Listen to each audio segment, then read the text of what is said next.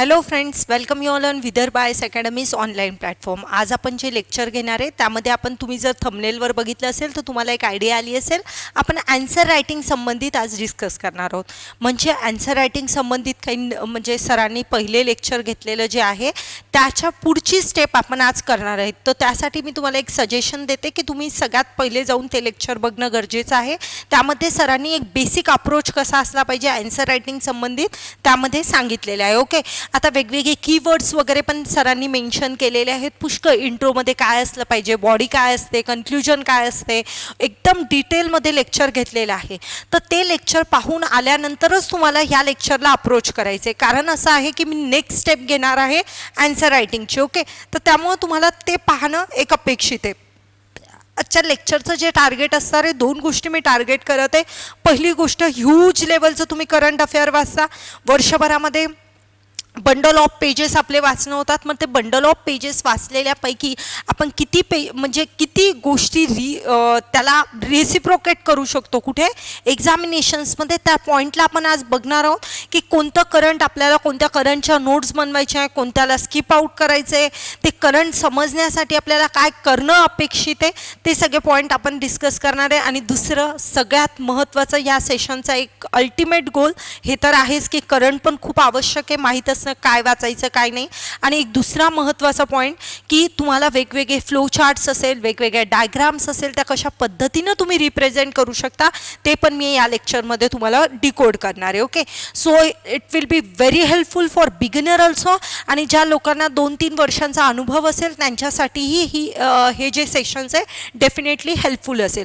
माझा जो मेन्स एक्झामिनेशनचा अनुभव आहे आणि माझा जो GS3चा स्कोअर आहे त्या बेसवर मी तुम्हाला ज्या काही गोष्टी सांगेल डेफिनेटली त्या तुम्हाला हेल्पफुल राहतील. ओके, तर आज आपण जे सेशन डिस्कस करणार आहोत त्यामधला आपला काय कोअर एरिया आहे ते मी तुम्हाला एकदा क्लिअर केलेलं आहे. ओके, आणि नंतरचा एक महत्त्वाचा पॉईंट की मी आज जे तुम्हाला जो गोष्टी सांगणार आहे त्याला तुम्ही प्रॉपरली पकडायचं आहे की त्यामध्ये मी इनफॅक्ट काही प्रिव्हियस इयरचे क्वेश्चन्स आणलेले आहे आणि त्याला करंट चालू असलेल्या न्यूजसोबत लिंकअप करून दाखवणार आहे. म्हणजे याचा अर्थ तुम्हाला आज एक होलसम काय म्हणू शकतो, होलसम तुम्हाला एक पॉईंट मिळणार आहे की आता तुमची पुढचं एक प्रोसेस किंवा जी दिशा कशी असली पाहिजे अभ्यासाची त्याचा एक अप्रोच मिळणार आहे. ओके, आणि एक सगळ्यात महत्त्वाचं असतं की तुम्हाला गायडन्स या गोष्टी संबंधित असणं गरजेचं आहे. डेफिनेटली ज्या लोकांना इच्छा असेल बॅच जॉईन करण्याची त्यांच्यासाठी ही लास्ट बॅच आहे ह्या वर्षातली. जे लोक 2025साठी प्रिपेअर करत आहेत त्यांच्यासाठी ही या वर्षातली लास्ट बॅच म्हणजे लॉन्च होते. म्हणजे आता जी बॅच स्टार्ट होतील त्या नेक्स्ट इयरसाठी असतील. तर ही शेवटची बॅच आहे. MPSC आणि UPSC दोघांसाठी इंग्लिश मीडियमची ही बॅच आहे. ओके, तर ज्या विद्यार्थ्यांना इंटरेस्ट असेल त्यांनी डेफिनेटली खालच्या कॉल जे नंबर दिलेले आहेत त्यांच्यासोबत कनेक्ट करून आपल्या टीमसोबत तुम्ही डिस्कस करू शकता. तुमचे काही डाऊट्स असतील किंवा तुम्हाला अजून काही हेल्प लागत असेल तर definitely it will be open for everyone. Okay, ज्यांना काही डाऊट्स वगैरे असतील अभ्यासासंबंधित असू शकतात, परीक्षेसंबंधित, त्यांना इथं गायडन्स केल्या जाईल. इवन आवर स्टुडंट ऑल्सो, आणि जे स्टुडंट असतील त्यांच्यासाठी पण डेफिनेटली हेल्पलाईन नंबर अवेलेबल आहे. ओके, आणि ऑप्शनल सब्जेक्ट पण आपल्या इथं चालू आहेत. ते कोणकोणते असतील त्याबद्दल पण तुम्ही एक आयडिया घेऊ शकता. नेक्स्ट 15 ऑगस्ट संबंधित ही पण एक अपडेट देऊन देते की ज्यांना इच्छा असेल, ज्या टॉपिकमध्ये किंवा ज्या पोर्शन्समध्ये तुम्हाला डिफिकल्टी जात असेल त्यांच्यासाठी तुम्ही वेगवेगळे कोर्सेस आहेत. म्हणजे एवढेच नाही आहे, डेफिनेटली पुष्कळ कोर्सेस आहे. जो सब्जेक्टवर आपली चांगली कमांड नसेल त्यासाठी जर एखादा सब्जेक्ट स्पेसिफिक जॉईन करायचा असेल तर तुम्ही तिथून अवेलेबल करू शकता. आता ऑफरमुळं तुम्हाला ते डिस्काउंटेड प्राईसमध्ये मिळतील. चला नेक्स्ट, आता आपलं आजचं जे मेन सेशन जे आहे त्याला मी टार्गेट करते आणि सुरुवात करते एका महत्त्वाच्या पॉईंटपासून. आता ॲक्च्युली काय झालं, चला आता ॲक्च्युली आपण हा जो पॉईंट आहे याला डिस्कस करू. बघा, सगळ्यात पहिले मी तुम्हाला सांगते की कीवर्ड्स जे आता हे कीवर्ड्स कशा पद्धतीनं पकडता येतील. तर आता हा क्वेश्चन बघा, याच्यामधला कीवर्ड दिसत असेल, इलॅबरेट लिहिलेला आहे. पुढचा जो आहे याच्यामधला कीवर्ड तुम्हाला दिसत असेल, सजेस्ट दिसत असेल. तर अशा पद्धतीचे जे कीवर्ड्स आहेत ते सरांनी ज्या अगोदरचं घेतलेलं सेशन्स आहे त्यामध्ये एक्सप्लेन केलेले तुम्हाला बघायला मिळतील. आता मी तुम्हाला सांगते की आज मी ज्या तुम्हाला गोष्टी सांगणार आहे त्यासाठी तुम्हाला थोडी जर आयडिया असेल, इकॉनॉमिक्स वगैरे स्टॅटिक सब्जेक्ट सब्जेक्टवर ग्रीप असेल तर डेफिनेटली तुम्ही माझ्या पॉईंट्सला खूप लिंकअप करू शकाल. आज मी तुम्हाला खूप सारे इनोव्हेशन्स कशा पद्धतीनं करता येईल किंवा मी माझे काय म्हणजे मी माझ्या साईडनी काही तुमच्यासाठी वेगवेगळ्या डायग्राम्स वगैरे ड्रॉ केले आहेत किंवा वेगवेगळे पॉईंट्स आज तुमच्यासाठी तयार करून आणलेले, तर ते तुम्हाला मी दाखवेल. ओके, चला सुरुवात करूया ह्या प्रश्नापासून. आणि प्रश्न बोलतो आहे, प्रश्न 2 वर्ड संबंधित डिनोट करतोय. पहिला वर्ड डिनोट करतोय प्रोटेक्शनिझम आणि करन्सी मॅन्युप्युलेशन. उत्तर कसं लिहायचं ह्याबद्दल आज मी काहीही बोलत नाहीये. माझा कोअर एरिया आहे करंट अफेअर्ससोबत कसं लिंकअप करायचं. तर माझे 2 वर्ड मला मिळाले protectionism and second word is currency बद्दल एक वर्ड तुम्हाला आलेला बघायला मिळत असेल. आता ही न्यूज तर मला अशी अपेक्षा आहे तुम्ही जर करंट अफेअर्स व्यवस्थितरित्या फॉलो करत असाल तर ही न्यूज सगळ्यांनी आतापर्यंत ऐकलेली असेल.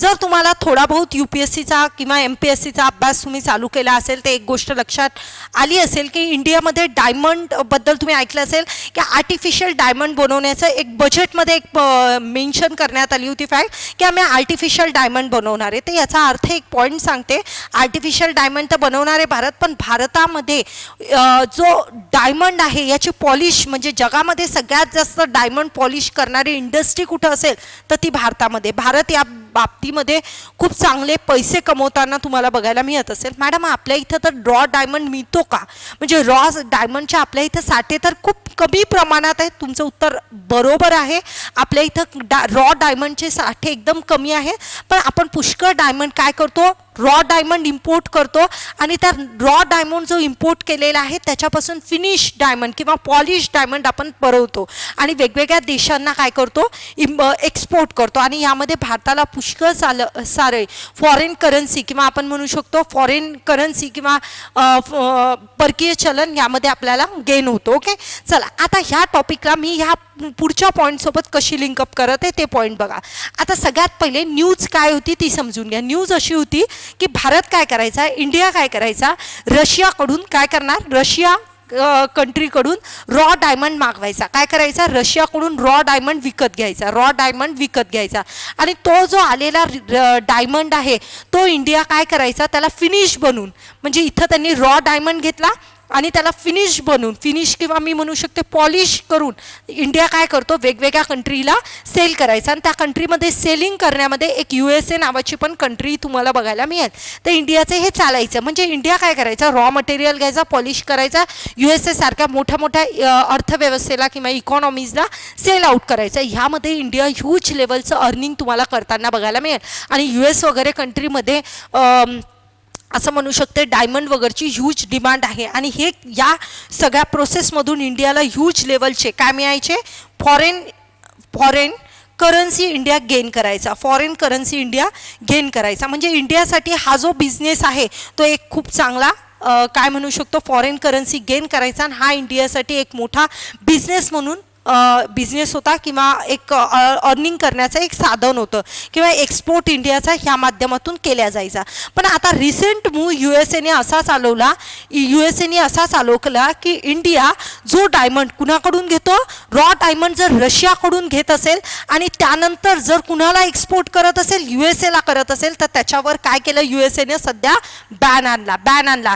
जर हा डायमंड रशियातून घेतलेला असेल, रशियातून घेऊन जर इंडियात त्याला पॉलिश केलं आणि तो जर USAला सेल केला त्या गोष्टीवर त्यांनी काय केलं आता बॅन आणला. मग मॅडम जर इन केस दुसऱ्या कोणत्या कंट्रीकडून आणलं, सपोज ऑस्ट्रेलिया किंवा साऊथ आफ्रिका या कंट्रीजकडून इंडियानं डायमंड आणले, त्याला पॉलिश केला आणि मग USAला विकलं तर काही प्रॉब्लेम आहे का, अजिबात नाही, ते चालून जाईल त्यांना.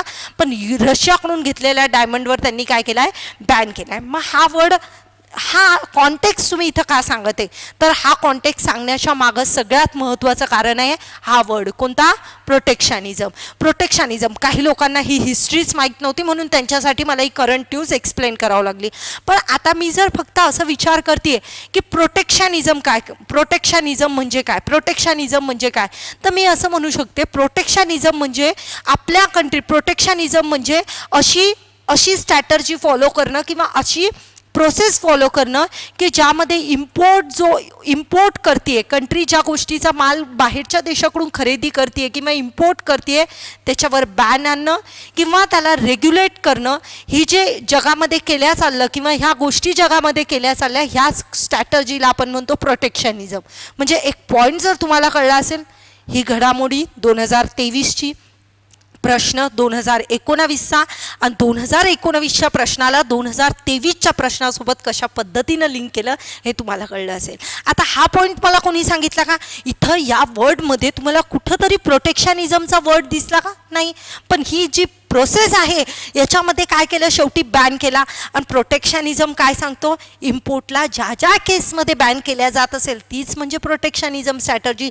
2019चा प्रश्न 2023चा करंट अफेअर दोघांना कशा पद्धतीनं मर्ज केलं याची तुम्हाला इथं आयडिया आली असेल. आणि हा अप्रोच घेऊन चालण्यासाठी सगळ्यात पहिले काय चालावं लागेल, प्रिव्हियस इयर क्वेश्चन पेपर बिलकुल डोळ्यासमोर, म्हणजे प्रश्न आला की समजलं पाहिजे की हा प्रश्न कोणता आहे. या लेवलची आपली जेव्हा प्रॅक्टिस असेल ना त्यावेळेस करंट अफेअर एकदम लिंकअप होत चालेल. आणि ते करंट अफेअर तर लिंकअप होईल.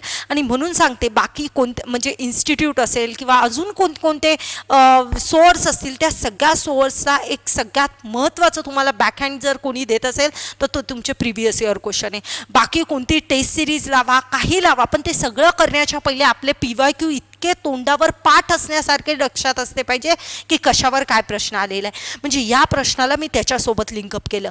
आता बघा कुठं वर्ड मेन्शन नव्हता प्रोटेक्शनिझम पण आपण लिहिलं.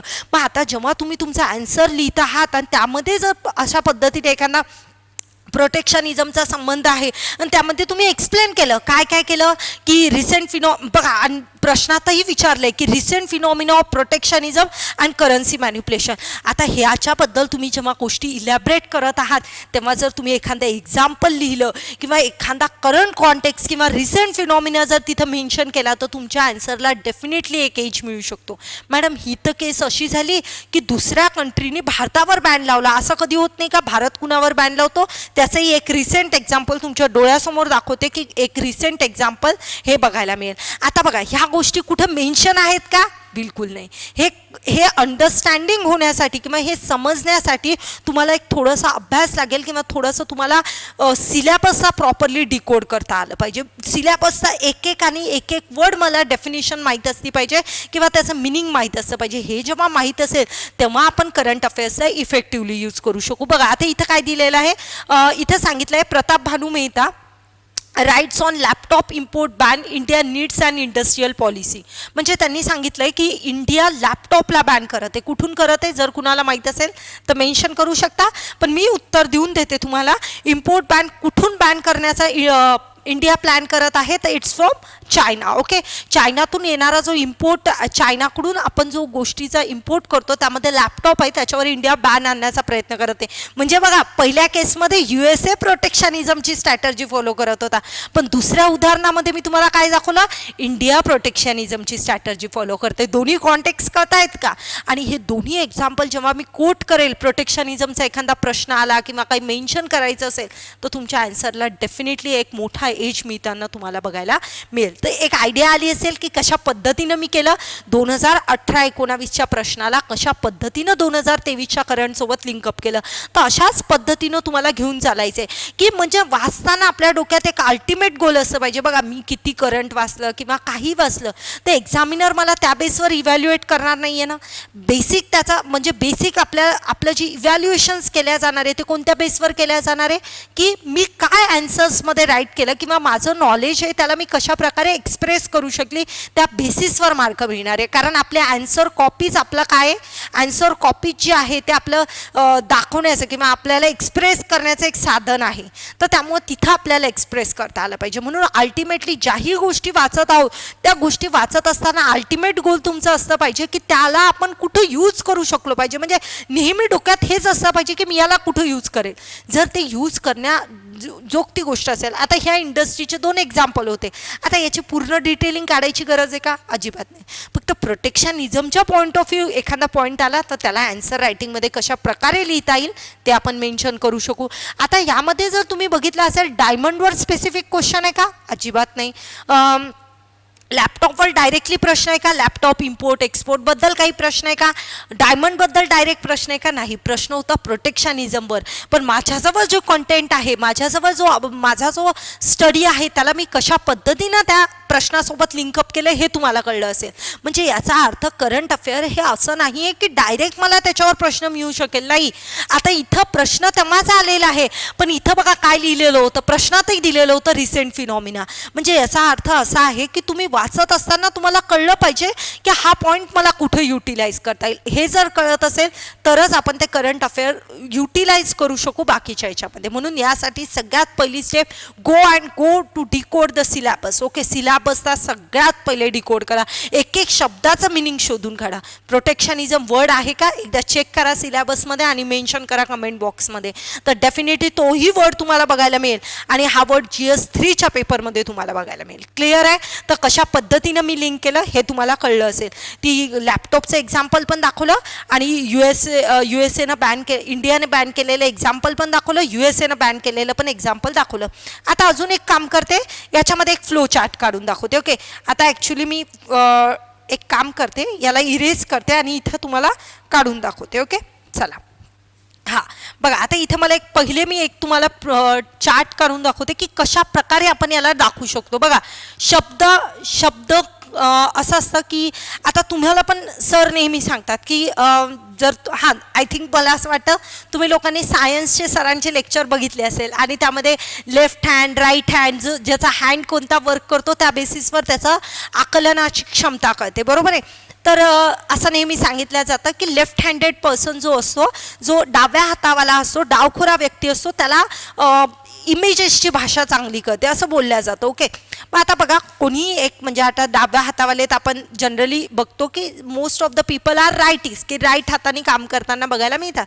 पण तसंही बघायला गेलं इन जनरल तरी तुम्हाला कळत असेल की डायग्रामची भाषा खूप चांगली वाटते, ऐकायला, वाचायला, बघायला ती चांगली वाटते. मग वाय नॉट एक्झामिनर ऑल्सो? एक्झामिनरलाही आणि मेन म्हणजे कमी शब्दात ही गोष्ट रिप्रेझेंट केल्या जाते, कमी शब्दात जास्त गोष्टी आपण रिप्रेझेंट करू शकतो. आणि दुसरी गोष्ट फायदा असा होतो की वेळ वाचतो आणि तिसरी गोष्ट की काहीतरी युनिकनेस वाटतं आपल्या ॲन्सरमध्ये. म्हणून डायग्राम्सचा नेहमी स्कोप आहे. आता डायग्राम बघा, प्रत्येक ठिकाणी डायग्राम तुमच्याजवळ म्हणजे अवेलेबल असं नाही की तुम्हाला सगळ्या डायग्राम्स मिळून जातील. नाही, कधी कधी आपलं इनोव्हेशन नाही कामाचं असतं आणि त्यासाठीच मी आता नवीन इनिशिएटिव्ह म्हणजे आपली टीम इनिशिएटिव्ह घेते आहे. त्यामध्ये तुम्हाला कम्युनिटी सेक्शन्सचा वेगवेगळ्या डायग्राम्स असतील किंवा काही फ्लो चार्ट्स वगैरे असतील ते तुमच्यासाठी येणार आहेत. कारण की आता तुम्हाला अप्रोच हा घेऊन चालायचा आहे 2025च्या मेन्स आन्सर रायटिंगसाठी. म्हणून आपण हे धरून चालत आहोत. ओके, आता याला मी बघा कशा पद्धतीने दाखवेल. ओके, आता बघा तुम्ही जर बघत असाल मी कशा पद्धतीने दाखवलं, मी याला एक्सप्रेस करते कारण काही लोकांना कळणार नाही की मी काय दाखवलं. यामध्ये मी काय केलं, एक्सपोर्ट दाखवला, इथे एक्सपोर्ट इथे लिहिला आणि इम्पोर्ट इथे लिहिला. आता जे थोडंसं तुम्ही जर तुमचा IQ यूज केला तर काही लोक याला कनेक्ट करू शकले असतील आणि काही लोकांना नसेल कळलं त्यांच्यासाठी मी आहे. ओके, त्यांना मी एक गोष्ट सांगते. बघा, तराजू तुम्ही पकडता, तराजूमध्ये ज्याचं वजन, तराजू पकडलं ज्याचं वजन जास्त असतं ते भांडं खाली जातं ना, बरोबर आहे ना? असं भाजीवाला काही भाजी मोजून देते तर तराजूचं भांडं सारखं आलं तर दोघांचं वजन सारखं आहे. जे भांडं खाली जातं याचा अर्थ काय असतो, तिथलचं वजन वाढलेलं आहे. म्हणजे हेच मी सांगू इच्छिते ह्या डायग्राम थ्रू की प्रोटेक्शनिझम म्हणजे माझं एक्सपोर्टचं वेटेज माझ्या ट्रेडमध्ये वाढलेलं आहे आणि इम्पोर्टचं वेटेज घटलेलं आहे. इम्पोर्टचं वेटेज ट्रेडमध्ये घटलेलं आहे आणि एक्सपोर्टचं वेटेज घटलेलं हेच प्रोटेक्शनिझम आहे. का? कारण काय सांगितलं, प्रोटेक्शनिझम इज नथिंग बट बॅन कशावर आणलेलं आहे, इम्पोर्टवर. आणि इम्पोर्टवर जर बॅन आणत आहात तर ट्रेडमध्ये इम्पोर्टचं वेटेज कसं होणार आहे, कमी होणार आहे आणि एक्सपोर्टचं वेटेज कसं होणार आहे, वाढणार आहे. हेच डिनोट करत आहे ही डायग्राम. म्हणजे बघा तुम्ही किती इनोव्हेशन्सनी ही डायग्राम टाकली आणि हे अशा पद्धतीनं जेव्हा आपण रिप्रेझेंट करतो ना तेव्हा एक आपल्याला एक्स्ट्रा एज तुम्हाला मिळताना बघायला मिळेल. ही दाखवली एक डायग्राम. आता माझ्याजवळ थोडंसं काय म्हणू शकते जागेची कमतरता आहे, त्यामुळं मला काय करते, मी एकदा इरेज करते आणि डबल दुसरी डायग्राम काढून दाखवते. तर मी थोडं साईडला सरकते म्हणजे तुम्हाला बघायचं असेल बघू शकता. ओके, चला. हां, आता दुसरी डायग्राम मी बघा कशा पद्धतीनं काढते. हां बघा, प्रोटेक्शनिझम इथं लिहिते. हे म्हणजे स्वतःचं इनोव्हेशन आहे, कुठून आपण आणलेलं वगैरे नाही आहे, हे आपण आपल्या पद्धतीनं दाखवण्याचा प्रयत्न करतोय.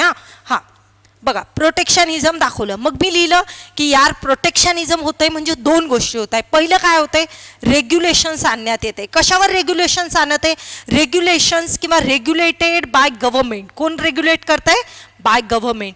आणि दुसरी गोष्ट काय होती, रेग्युलेशन्स आणतंय गव्हर्नमेंट. आत्ताच बघितलं आपण की प्रोटेक्शनिझम म्हणजे बॅन आणतो इम्पोर्टवर, हे कोण करत आहे, गव्हर्नमेंट करत आहे.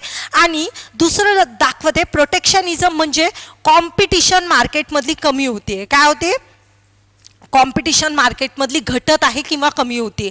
मग हे जेव्हा मी रिप्रेझेंट करत आहे किंवा हे जेव्हा मी दाखवण्याचा प्रयत्न करत आहे, त्याचा अर्थ काय होतो की ह्याला कमी म्हणजे कमी वर्ड्समध्ये मी रिप्रेझेंट करत आहे. आणि तुमच्यासारखं युनिकनेस कोणीच यूज करत नाही. आता हे माझं स्वतःचं इनोव्हेशन आहे. अशाच पद्धतीनं तुम्ही पण तुमचे इनोव्हेशन्स ओपन अप करू शकता. म्हणजे मी प्रोटेक्शनिझम दाखवलं, ह्या दोन गोष्टी दाखवल्या की प्रोटेक्शनिझममध्ये रेग्युलेट करत आहे गव्हर्नमेंट पण आणि कॉम्पिटिशन कमी होती. आणि बघा आता याला मी अशा पद्धतीने एक ॲरोच्या फॉर्मॅटमध्ये इथं दाखवलं. आता मी दाखवतीये की प्रोटेक्शनिझम म्हणजे हे, पण हे करत असताना काय काय गोष्टी कोणकोणत्या साह्यानं गव्हर्नमेंट या गोष्टी करतंय ते मी इथं ॲरोच्या माध्यमातून दाखवेल. मग मी इथं दाखवेल की तारीफ लावतात गव्हर्नमेंट काय करू शकतं, सबसिडी देतात. सबसिडी दिल्यामुळं मार्केटमध्ये काय होतं, आपल्या सबसिडी दिल्यामुळं मार्केटमध्ये त्याची प्राईस कमी होते.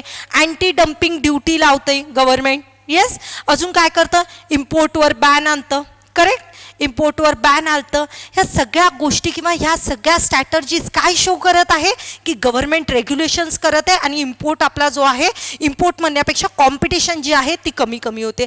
मग आता जेव्हा मी असं दाखवलं त्यावेळेस तुम्हाला का म्हणून एक्झामिनर मार्क्स देणार नाही, दॅट इज समथिंग युनिक. म्हणून मी पहिलेच येताना सांगितलं की ज्या लोकांचा 3 ते 4 वर्षाचा अनुभव असेल त्यांच्यासाठीही ही गोष्ट कामाची राहील की तुम्ही तुमच्या साईडनं तुम्हाला अनुभव आहे, तुमच्याजवळ नॉलेज आहे, पण त्या नॉलेज अशा पद्धतीनं तुम्ही एक्सप्रेस करू शकता. तर एक आयडिया आली असेल तुम्हाला हे मी कशा पद्धतीने केलं आणि करंट सोबत कसं लिंकअप केलं. आता माझा दुसरा पॉईंट आहे का ज्यामध्ये मी एका टॉपिकवर डिस्कस करणार आहे, capital intensive sector versus labour intensive सेक्टरबद्दल एक गोष्ट दिलेली आहे. मी आत्ताच सांगितलं मला ॲन्सर्स कसं लिहिण्याचं हे आज माझा गोल नाही आहे. आज माझा मेन मोटिव्ह काय आहे की तुम्हाला दाखवणं की करंटला कशा पद्धतीनं लिंक करता येईल. आता बघा इथं काही नाही विचारलं आहे की कॅपिटल इंटेन्सिव्ह सेक्टरला लेबर इंटेन्सिव्हमध्ये बनवा. कॅपिटल इंटेन्सिव्ह म्हणजे जिथं खूप जास्त मशिनी वगैरेचा वापर केला जातो त्याला कॅपिटल म्हणायचं, आणि नावातच दुसरं आहे लेबर इंटेन्सिव्ह. तर लेबर इंटेन्सिव्ह म्हणजे लेबरचा जास्तीत जास्त वापर केला गेला पाहिजे, तर असं सेक्टर. तर त्यांना काय करायचं आहे, कॅपिटल इंटेन्सिव्ह सेक्टरपासून कुठं न्यायचं आहे, लेबर इंटेन्सिव्ह सेक्टरपर्यंत पोहोचवायचं आहे. आता सगळ्यात पहिलं तर माझं काम काय आहे, करंटसोबत लिंकअप करून दाखवणं. आत्ताच तुम्ही जर वाचलं असेल हेडिंग, मागचं हेडिंग दाखवलं मी आत्ता. येस, हे हेडिंग वाचलं असेल सगळ्यांनी. काय सांगितलं, प्रताप भानू मेहतानी सांगितलं इम्पोर्टवर बॅन आणतो. कशासाठी, पुढचा वर्ड महत्त्वाचा आहे, इंडस्ट्रियल पॉलिसीसाठी. आता बघा मी तुम्हाला काय सांगते व्यवस्थित बघा, एकच पॉईंट आहे पण 10 अप्रोच तुम्हाला इथं मी देण्याचा प्रयत्न करत आहे. आता याच्यामध्ये मला सांगा सगळ्यात मोठा प्रॉब्लेम काय, इंडियाच्या अर्थव्यवस्थेचा सगळ्यात मोठा प्रॉब्लेम आहे प्रायमरी, सेकंडरी, टर्शरी 3 अर्थव्यवस्था आहे. पण इंडियाची सगळ्यात कमजोर घडी कोणती आहे, इंडस्ट्री सेक्टर, ज्याला आपण सेकंडरी सेक्टर म्हणतो. इंडियामध्ये इंडस्ट्री डेव्हलप झालीच नाही. इंडियाच्या अर्थव्यवस्थेनं जो खेळ खेळलेला आहे तो इंडियाची अर्थव्यवस्था डायरेक्ट प्रायमरीवरून टर्शरीवर गेली. जे काम इंडस्ट्रीवर व्हायला पाहिजे होतं ते इंडियात झालं नाही. आणि हे इंडियात झालं नसल्यामुळे तुम्हाला एक पॉईंट लक्षात ठेवायचा आहे, जो रोजगार आहे किंवा आपण म्हणू शकतो एम्प्लॉयमेंट जे आहे ते एम्प्लॉयमेंट इंडियामध्ये तेवढं क्रिएट होऊ शकलं नाही. म्हणून इंडियात ग्रोथ तर होती आहे पण डेव्हलपमेंट तेवढ्या प्रमाणात बघायला मिळत नाही. म्हणूनच आपण बघतो ना की वेगवेगळे इंडेक्सेस वगैरे रिलीज होतात. HDI इंडेक्स असेल याच्यामध्ये इंडियाची रँकिंग पुष्कळ खराब तुम्हाला बघायला मिळते. सो त्याचं कारण हे की इंडिया ग्रोथ तर पकडत आहे. ग्रोथ म्हणजे fastest growing economy in the world हा टॅग आपल्याला मिळत आहे, बट स्टील डेव्हलपमेंट त्या लेवलवर बघायला मिळते का. त्याचं कारण हे की जो इंडस्ट्री आहे आणि जो सगळ्यात रोजगार अट्रॅक्ट करणारं जे सेक्टर आहे, एम्प्लॉयमेंट देणारं जे सेक्टर आहे ते मागं पडत आहे. त्यामुळे ग्रोथ तर दिसत आहे पण डेव्हलपमेंट बघायला मिळत नाही. आणि म्हणून गव्हर्नमेंट ट्राय काय करत आहे की आपल्याला इंडस्ट्रीला डेव्हलप करायचं आहे. म्हणून आता गव्हर्नमेंटने एक मूव चालवला आहे, त्यामध्ये लॅपटॉप जे चायनातून येत होते, अमेरिकेतून नाही, चायनातून जे लॅपटॉप्स यायचे त्याच्यावर बॅन टाकला. मग आता या पॉईंटला कसं लिंकअप करता येईल बघा, चायनातून लॅपटॉपला बॅन केलं, लॅपटॉप येणाऱ्याला बॅन केलं, याचा अर्थ काय होतं आहे, भारतामध्ये का बॅन केलं, त्याचं सगळ्यात महत्त्वाचं कारण, अरे लॅपटॉप बना बनाए लॅपटॉप जर दुसऱ्या देशातून इथं घेऊन येसाल तर रोजगार कुणाला दिला तुम्ही? लॅपटॉप कुठं बनले? चायनात बनले. मग रोजगार कुणाला दिला? त्यांना दिला. म्हणून लॅपटॉप कुठं बनवायचे? इंडियात बनवायचे. इंडियात बनवले तर रोजगार एम्प्लॉयमेंट कुठं तयार होईल? इंडियात होईल. पॉईंट कळला? आणि त्यासाठी मग आपण ही सगळी जद्दोजहद करत आहोत. क्लिअर आहे सगळ्यांना पॉईंट? म्हणजे लेबर आपल्या इथं तयार झालं पाहिजे, लेबर इंटेन्सिव्ह सेक्टर बनलं पाहिजे, लेबर जास्तीत जास्त कामाला लागलं पाहिजे. त्या संदर्भातही ह्या पॉईंटला मी लिंकअप करून दाखवलं. आता बघा मी कशा पद्धतीनं दाखवण्याचा प्रयत्न करते. 1 सेकंड. हां, चला आता इथं आपण काय करू बघा. इथं आपण कॅपिटल इंटेन्सिव्ह सेक्टर आणि लेबर इंटेन्सिव्ह सेक्टरचे एक डायग्राम काढू. बघा मी कशा पद्धतीनं दाखवण्याचा प्रयत्न करते. बघा आता मला काय करायचं आहे, कॅपिटल इंटेन्सिव्ह सेक्टरला लेबर इंटेन्सिव्ह सेक्टरमध्ये कन्व्हर्ट करायचे. मग मी म्हणेल सगळ्यात पहिले हाऊ टू कन्व्हर्ट. ओके, कशा प्रकारे मी कन्व्हर्ट करू शकते. बघा मी ना डायग्राममध्ये तुम्हाला हे काढून दाखवणार आहे की कशा पद्धतीनं मी डायग्राम दाखवते. मी आता डायग्राम कशी ड्रॉ करते बघा. Capital intensive sector convert to labour intensive sector. आता मॅडम उभं नाही काढू शकत का तुम्ही? काही काढू शकते मी, पण बघा किती छान पद्धतीनं मी दाखवते की मला हे असं बनवायचं आहे. की कसं बनवणार मला सांगा. कॅपिटल इंटेन्सिव्हला जर लेबर इंटेन्सिव्ह बनवायचं आहे तर मी काय काय दिलं पाहिजे असं तुम्हाला वाटतं? Think on it. सगळ्यात पहिलं लेबर कसा असला पाहिजे. लेबरला काय देणं गरजेचं आहे? एज्युकेशन देणं गरजेचं आहे. लेबरला हेल्दी असणं तो गरजेचं आहे.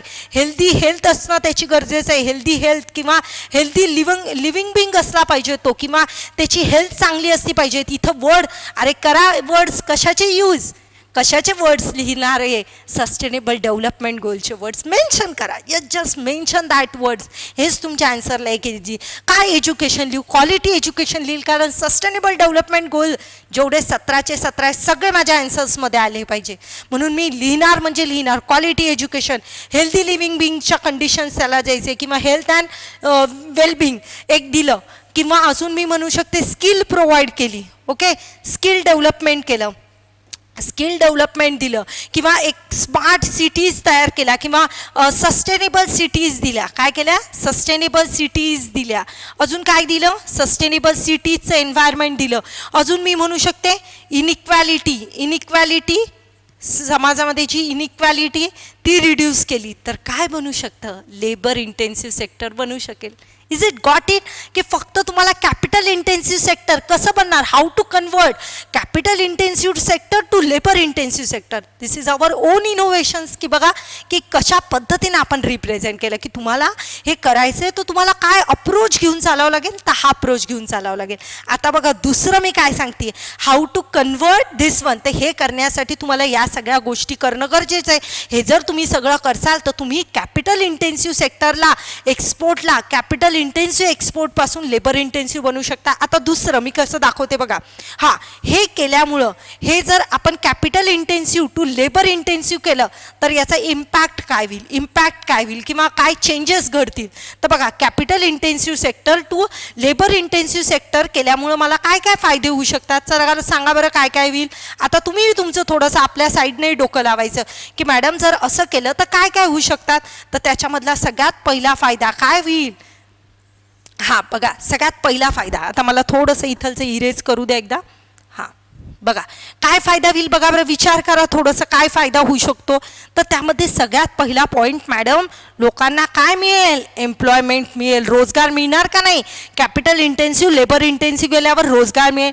इंडियामधला जो प्रॉब्लेम आहे, ग्रोथ होती आहे पण डेव्हलपमेंट होत नाही, तर इंडिया डेव्हलपमेंटच्या दिशेने वर्क करेल. येस, इंडियामध्ये अरे का फक्त डेव्हलपमेंट लिहिता, सस्टेनेबल डेव्हलपमेंट होईल. इंडियात काय होईल, सस्टेनेबल डेव्हलपमेंट लिहिल. एक अजून म्हणू शकतो सस्टेनेबल सिटीज बनतील. येस, वातावरण किंवा सोसायटीमध्ये पीस राहील. येस, पीस राहील सोसायटीमध्ये. इनइक्वॅलिटी घटेल का नाही घटेल, इनइक्वॅलिटी कमी होईल. येस, लोकांच्या हातात पैसा आल्यावर लोकांचं स्टँडर्ड ऑफ लिव्हिंग सुधरेल. गॉट इट, की हे सगळे चेंजेस होतील. आणि लेबर इंटेन्सिव्ह सेक्टर का मी इथं वर्ड सस्टेनेबल यूज केला, if someone is studying from last 2 to 3 years they got that point की मॅडमनं सस्टेनेबल काय यूज केला. बघा कॅपिटल इंटेन्सिव्ह सेक्टर्समध्ये आपण मशिनीचा वापर करत आहे, पण लेबर इंटेन्सिव्हमध्ये त्याचा मशिनीचा वापर करायचा नाही असं बिलकुल आपलं इथं लॉजिक नाही आहे. आपल्याला असं बोलायचं आहे की अशा पद्धतीनं आपल्याला एनर्जी युटिलाइज करायची असेल जी एन्व्हायरमेंटसाठी सस्टेनेबल असेल, आणि ते कोणाच्या साह्यानं, कारण तुम्ही त्या लोकांना काय दिलं, ह्युमन रिसोर्स दिला, म्हणजे एज्युकेशन दिलं, स्किल दिलं, अजून हेल्दी लिव्हिंग बिंग दिली, तर त्यामुळं तो जो लेबर आहे तो एवढा इंटेलेक्च्युअल बनला की त्यानं अशा पद्धतीचं इनोव्हेशन केलं की सस्टेनेबल डेव्हलपमेंट व्हायला लागली. म्हणून इम्पॅक्ट काय झाला, capital intensive to labour intensive गेल्यामुळं इम्पॅक्ट हा झाला की सोसायटीमध्ये एम्प्लॉयमेंट मिळालं, पीस मिळाला, ग्रोथ व्हायला लागली, इंडियाची नुसती ग्रोथ नसून डेव्हलपमेंट व्हायला लागली. That is again been approach. Okay, तर एक तुम्हाला आयडिया आली असेल की आपण कशा पद्धतीने याला रिप्रेझेंट करू शकतो. ओके, चला, हे कळालं की मी किती म्हणजे कमी वर्ड्समध्ये किती चांगल्या पद्धतीनं दाखवण्याचा प्रयत्न केला. हे मी तुम्हाला जसं आता इथं फेल्युअर ऑफ मॅन्युफॅक्चरिंग सेक्टर ह्या गोष्टी एक्सप्लेन करायला मी डेफिनेटली एक लेक्चर घेणार आहे, पण आजचा माझा जो गोल आहे त्याला फक्त कॉम्प्रोमाइज होऊ नका देऊ, म्हणून मी आज त्याला टार्गेट करत आहे, त्या गोष्टीलाही मी सांगेल, पण आज आपण याच्यावरच लिमिटेड राहू. ओके, कारण मला बाकी पण गोष्टी तुम्हाला अजून सांगायच्या. आता बघा इथं काय दिलेलं आहे, agriculture productions from water stress area. Okay, काय दिले, elaborate the impact of national watershed project in increasing agriculture production from water stress area, and that is the critical issue. सध्या काय होतं आहे की या जे वेगवेगळे वॉटरशेड प्रोजेक्ट्स येत आहे, किंवा आपण असं म्हणू शकतो की सिंचनाच्या वेगवेगळ्या पद्धती येत आहेत, त्याच्यामुळे एक सगळ्यात मोठा इंडिया प्रॉब्लेम फेस करत आहे की सिंचनाच्या पद्धती आल्यामुळे ज्या भागामध्ये काय म्हणू शकतो, ज्या भागांमध्ये पावसाचं प्रमाण, किंवा असं म्हणू शकतो ज्या भागांमध्ये तेवढा पाऊस पडत नाही त्या भागांमध्येही त्या पिकांचं प्रोडक्शन्स घेण्यात येते. का सांगते, का टॉपिक घेतला, असंच तर मॅडम घेणार नाही, काहीतरी असेल न्यूजमध्ये म्हणूनच घेतला असेल. हिंदूचं आय गेस 4 ऑगस्टचं हे एडिटोरियल होतं. इफ समवन इज रीड त्याला कळलं असेल की एडिटोरियल कशा संबंधित होतं. India's excess of sugar production guzzling guzzling ground water काय होतं आहे तिथं समाप्त होतं आहे, किंवा ग्राउंड वॉटरची लेवल जी आहे ती कमी होती. आता हे एडिटोरियल बघा आणि मी आणलेला PYQ बघा, आहे का, लिंकअप आहे का नाही आहे. त्यांचं काय म्हणणं आहे, वॉटरशेड प्रोजेक्ट किंवा आपण असं म्हणू इरिगेशन फॅसिलिटीज मिळाल्यामुळं, इन्क्रीज झाल्यामुळं ॲग्रिकल्चर प्रोडक्शन्स कुठं वॉटर स्ट्रेस एरियामध्ये काय होतं आहे, वाढत आहे. कशामुळं वाढत आहे, कारण इरिगेशनच्या फॅसिलिटी तिथं पोचतं. त्याचं एक बेस्ट एक्झाम्पल सांगते, सध्या उदाहरणामध्ये दिलेला एक शुगर केन झाला, आणि दुसरं एक सध्या न्यूजमध्ये चालू गोष्ट होती ती म्हणजे राईस. या 2 गोष्टी तुम्ही याच्यासोबत या टॉपिकला लिंकअप करू शकता. आणि बघा करंटमधला आहे ना हे एडिटोरियल, म्हणजे डायरेक्ट प्रश्न कुठे आहे का, ना राईसवर प्रश्न आहे ना शुगर केनवर प्रश्न आहे, पण कशा पद्धतीनं मी त्याला त्याच्यासोबत लिंकअप केलं. आता इथं तुम्हाला सांगते एक अप्रोच खूप छान पद्धतीनं रायटरनं अप्रोच मेन्शन केलेला होता की शुगर केन राईसचा एक्सपोर्ट करणं it's not that much of valuable. तुम्हाला वाटत असेल की नाही जगात आपण पहिल्या नंबरवर चाललो आहे, राईसमध्ये तर आपण पहिल्या नंबरवर आहे. फॉर युअर काइंड इन्फॉर्मेशन, प्रोडक्शन्समध्ये पहिल्या नंबरवर नाही आहे, पण एक्सपोर्टमध्ये राईसमध्ये आपण पहिल्या नंबरवर आहे. चायना जेवढं प्रोडक्शन्स करतो तेवढं स्वतःच घरी कन्झ्युम करतो, त्यामुळे प्रोडक्शन्समध्ये आपण पहिल्या नंबरवर नाही आहे राईसमध्ये, पण एक्सपोर्टमध्ये. मग याच्यावर रायटर क्रिटिसाइज करतो. रायटर म्हणतो की ही काही एक स्वतःचं समाधान करण्याची गोष्ट नाही आहे, कारण की राईसचा एक्सपोर्ट करत आहात तर तुम्ही तुमचं एक व्हॅल्युएबल रिसोर्स बाहेर एक्सपोर्ट करत आहात, आणि ते म्हणजे तुमचं वॉटर. कारण तुम्हाला जर माहीत असेल की राईस आणि शुगर केन यांचं प्रोडक्शन्स करण्यासाठी आपल्याला ह्यूज अमाऊंट ऑफ काय लागतो, यस वॉटर लागतं, किंवा ह्यूज अमाऊंट ऑफ रेनफॉल लागतो, पाणी लागतं. आणि इथं सगळ्यात मोठा प्रॉब्लेम असा येतो आहे की हे राईस शुगर केन अशा एरियांमध्ये कल्टिवेट करण्यात येत आहे की जिथं काय water stress in the sense जिथं पाण्याची कमतरता आहे. अशा कंडिशन्समध्ये काय होतं, खूप जास्त प्रमाणात पाण्याचं एक्स्ट्रॅक्शन्स होतं. आणि याचं बेस्ट एक्झाम्पल पंजाब हरियाणा तुम्ही मानू शकता. तिथं भात शेतीला पूरक वातावरण नाही आहे, राईस कल्टिवेशनसाठी पूरक वातावरण नाही आहे स्टील, कारण रेनफॉल तितक्या प्रमाणात बघायला मिळत नाही. पण तिथं जे इरिगेशन ज्या पद्धतीनं डेव्हलप झालेलं आहे त्यामुळं तिथलचे फार्मर्स हे ह्यूज अमाऊंटवर तिथं राईसचं कल्टिवेशन करतात. मग ह्या संबंधित हा प्रश्न होता. म्हणजे सांगण्याचं तात्पर्य एवढंच आहे की मी करंटच्या टॉपिकला कशा पद्धतीनं जुन्या प्रश्नासोबत लिंकअप केला. आता काय काढू इथं डायग्राम बघा, का नाही काढणार डेफिनेटली काढणार. का काढू शकतो? डेफिनेटली स्ट्रेस एरिया होतोय. स्ट्रेस एरिया अशा पद्धतीनं दाखवू शकतो. स्ट्रेस एरियाज तयार झाल्यामुळं काय काय इम्पॅक्ट होतात दाखवू शकतो अशा पद्धतीनं. स्ट्रेस एरियाज झाल्यामुळं काय काय होतं? सॉईलचं डिग्रेडेशन होतं. येस, सॉईल ग्राउंड वॉटर किंवा असं म्हणू शकतो सॉईल इरोजन होतं. येस, बायोडायव्हर्सिटी किंवा आपण म्हणू शकतो एन्व्हायरमेंट डिग्रेडेशन होतं. सॉईल इरोजन तर होतंच, सोबत एन्व्हायरमेंट डिग्रेडेशन होतं. येस, बायोडायव्हर्सिटीवर त्याचा इम्पॅक्ट पडतो. लिहू शकतो डेफिनेटली बायोडायव्हर्सिटीवर इम्पॅक्ट पडतो आणि फ्युचर जनरेशनवर पण त्याचा काय पडतो? इम्पॅक्ट पडतो. लिहू शकतो definitely. You can write that. तुम्ही तुमच्या इनोव्हेशनसाठी ऑलवेज बीन ओपन. आणि हेच मला आजच्या लेक्चरमध्ये तुम्हाला कन्क्ल्यूड करायचं होतं की अशा पद्धतीनं तुम्ही दाखवू शकता. आता हे स्ट्रेस एरियामध्ये काय काय इम्पॅक्ट होतं हे दाखवलं. मी आता अजून दुसरी डायग्राम काढू शकते की सस्टेनेबल ॲग्रिकल्चर कसं करू शकता.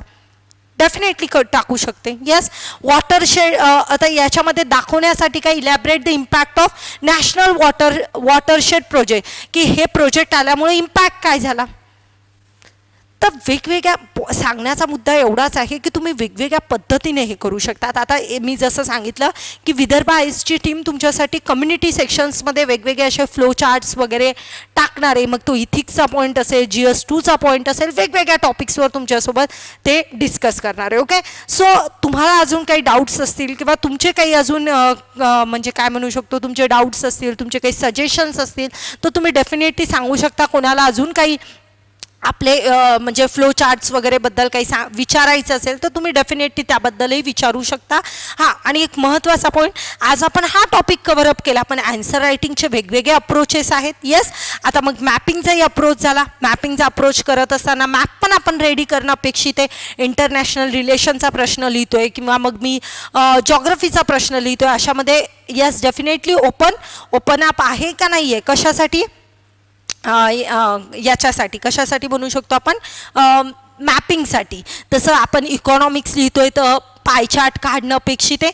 आज मी हा टार्गेट केला, पण असे वेगवेगळे सेशन्स येतील आणि तुम्हाला त्याबद्दल गाईड केल्या जाईल एकाच लेक्चरमध्ये. आज आपण करंटला कशा पद्धतीनं केलं त्या पद्धतीने. आता मी स्वतः करंट अफेअर्स घेते आहे डिस्क्रिप्टिव्ह फॉर्मॅटनुसार, तर कोणाला वाटत असेल तर त्याबद्दलही तुम्ही विचारू शकता करंट अफेअर्सबद्दल पण. आणि मेन्स आन्सर रायटिंगला कशा पद्धतीनं लिंकअप करायचं हे आपण आज इथं कन्क्लूड केलं. ओके, सो नेक्स्ट सेशन असेच काही तुमच्यासाठी व्हेरियस इन्फॉर्मेटिव्ह सेक्शन्स राहतील. वेगवेगळे फॅकल्टीज आपले तुम्हाला गाईड करतील या संबंधित आणि तुमची जर्नी डेफिनेटली इझियर करतील तुमच्यासाठी. Okay, so will be end of the session आणि आपण इथं थांबूयात आणि नेक्स्ट लेक्चरमध्ये अजून असंच काहीतरी छानपैकी डिस्कस करूया. Thank you so much.